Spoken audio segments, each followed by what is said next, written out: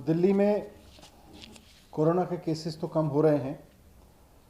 जैसे जैसे दूसरा वेव अब नीचे आ रहा है, दिल्ली में कोरोना के केसेस भी कम हो रहे हैं, डेथ्स भी कम हो रही हैं, साथ साथ हॉस्पिटल्स के ऊपर भी प्रेशर कम हुआ है। दूसरी तरफ दिल्ली सरकार बहुत तेज़ी से और बहुत सफलता से वैक्सीनेशन का प्रोग्राम चला रही है। जितनी भी वैक्सीन उपलब्ध हो पा रही है, सारी की सारी वैक्सीन बहुत तेज़ी से हमारी कोशिश है कि लोगों को लगा दी जाए ताकि हर व्यक्ति को सुरक्षित किया जा सके।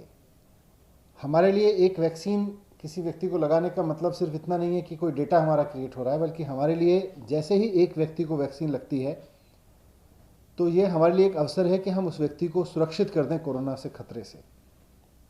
तो एक एक वैक्सीन को हम इस भाव के साथ लगा रहे हैं कि हम जितना जल्दी हो सके उतना जल्दी एक एक व्यक्ति को कोरोना से सुरक्षित कर सकें, उसकी सिक्योरिटी विंग में ले सकें। पर समस्या सप्लाई को लेके है। सप्लाई हम समझते हैं, जिसको मैंने पहले भी उठाया, कि एक्सपोर्ट कर दी गई इसलिए गलती हुई, और उस एक्सपोर्ट की वजह से, विदेशों में बेचने की वजह से आज भारत में वैक्सीन की तंगी है। पर फिर भी अब जितनी वैक्सीन लगातार बन रही है उसके हिसाब से जो हमें सप्लाई मिल रही है, उसको लेके भारत सरकार की एक चिट्ठी आई है हमारे पास कल, जिसमें भारत सरकार ने कहा है कि हमें अब मई के महीने में 45+ एज ग्रुप के लिए जो वैक्सीन मिल रही है उसकी तो 3,82,000 डोज मिलने वाली हैं मई के महीने में। 3.83 लाख मिल जाएंगी। लेकिन मई के महीने में 18 से 44 साल की उम्र के लोगों के लिए और कोई वैक्सीन हमको अब नहीं मिलेगी। तो हमने केंद्र सरकार से रिक्वेस्ट किया है कि दिल्ली सरकार ने 45 वर्ष से ऊपर के लोगों के लिए भी वैक्सीन का प्रोग्राम बहुत तेज़ी से चलाया है, और 45 वर्ष से नीचे के लोगों के लिए भी वैक्सीन का प्रोग्राम बहुत तेज़ी से चलाया है। आज से दिल्ली के सरकारी स्कूलों में 45 वर्ष से ऊपर के लोगों के लिए जो वैक्सीन का प्रोग्राम चल रहा था पहले हॉस्पिटल और डिस्पेंसरीज में, उसको भी वहाँ शिफ्ट करना शुरू कर दिया गया है और बहुत स्मूथ वो फंक्शन कर रहा है। वहाँ बाकायदा हम लोगों का वॉक इन, यानी कि जिसका कोई रजिस्ट्रेशन नहीं है उसका भी रजिस्ट्रेशन कर रहे हैं।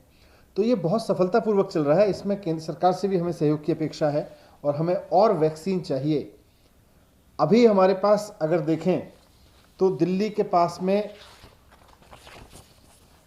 जो 45 वर्ष से ऊपर के लोग हैं उनके लिए अगले 4 दिन की वैक्सीन है, लेकिन जैसा केंद्र सरकार ने कहा कि वो तो जल्दी और 3 लाख वैक्सीन, 3.25 लाख वैक्सीन मिल जाएगी लगभग।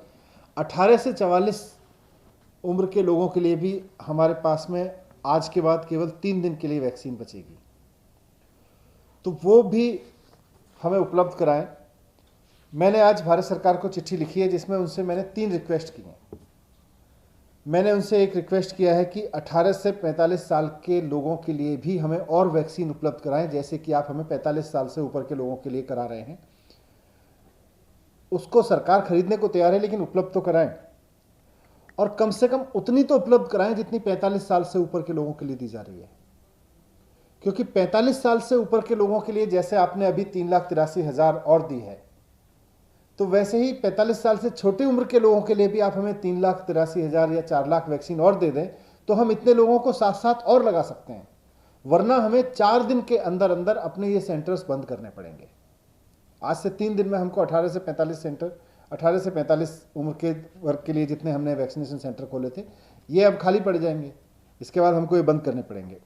तो पहला रिक्वेस्ट तो उनसे ये किया है कि आप हमें जितनी वैक्सीन हमें 45 साल से ऊपर के लोगों के लिए दे रहे हैं, कम से कम उतनी वैक्सीन हमें 45 साल से कम उम्र के लोगों के लिए भी उपलब्ध कराएं।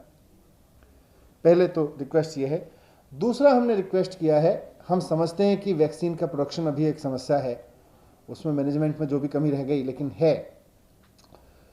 जितनी भी वैक्सीन देश में अब बन रही है, दोनों कंपनियां जितनी वैक्सीन बना रहे हैं, उसका एलोकेशन केंद्र सरकार कर रही है। 50% लेके 45 ईयर्स के लिए अपने आप देती है और 50% कहती है राज्य सरकार खरीद ले।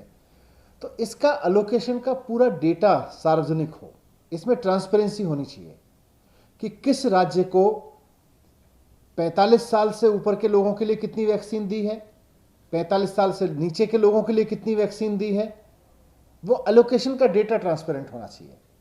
और इसमें भी क्योंकि अभी दिल्ली के लिए सरकारी सिस्टम में कितनी जा रही है और प्राइवेट में कितनी जा रही है, ये भी जानना ज़रूरी है। तो अगर कंपनियां प्राइवेट को सप्लाई कर रही हैं तो हमें ये भी बताती रहें कि उन्होंने सरकार को कितना दिया है, प्राइवेट को कितना दिया है पूरे देश में। तो ये पूरे देश का ये डेटा सार्वजनिक रहे, किस राज्य को कितनी वैक्सीन मिल रही है, उसमें से कितनी सरकारी सिस्टम को मिल रही है, कितनी प्राइवेट सिस्टम को मिल रही है, ये सार्वजनिक होना बहुत ज़रूरी है। इसमें ट्रांसपेरेंसी होना बहुत ज़रूरी है।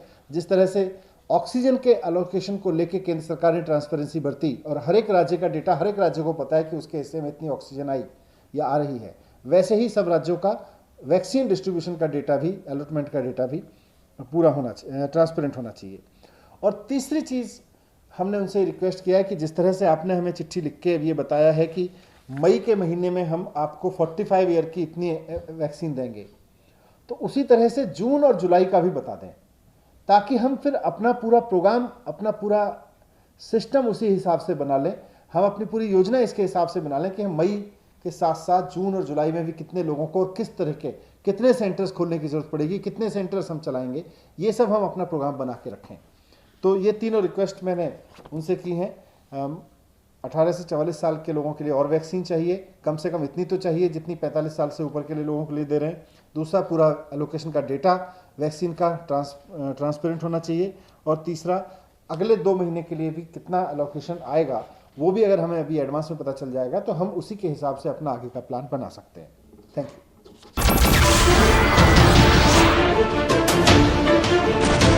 नमस्कार, मैं हूं मानक गुप्ता। अगर आपको हमारा ये वीडियो पसंद आया हो तो इसे लाइक और शेयर जरूर करें, और हां, हमें सब्सक्राइब और फॉलो करना ना भूलें ताकि आप देश और दुनिया की कोई खबर मिस ना करें। तो जुड़े रहिए हमारे साथ और देखते रहिए न्यूज़ 24।